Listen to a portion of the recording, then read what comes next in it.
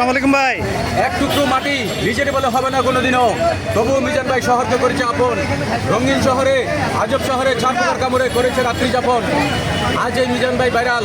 মিজান ভাইয়ের হোটেলে গরিবের ভোগ দেখতে পাচ্ছেন। ঢাকার বাংলাদেশের বিভিন্ন প্রান্ত থেকে লোকজন ছুটি করে এসে খাওয়ার জন্য মিজান ভাইয়ের হোটেলে এসে আমার পরানো জুড়াইছে রে।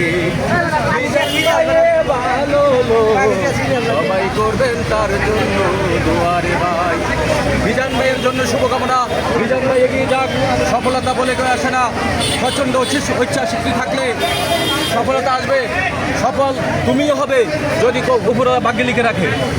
এবার আপনি কোথা থেকে আসেন ভাই? আমি ভাই কুমিল্লা থেকে এসেছি ভাই। কুমিল্লা থেকে মিজান ভাই এখানে আসছেন? আজকে আমার ওয়াইফ আমাকে রান্না করতে হবে বাসায়, এই জন্য ছুটির দিন আমি ভাবলাম আমি রান্নাও করবো না, হ্যাঁ। মিজান ভাই হোটেলে আরামে খেয়ে চলে আসবো। আমার বাবির জন্য নিয়ে যাবেন না খাবার? ভাই পেট চুক্তি খানা খাইছি ভাই।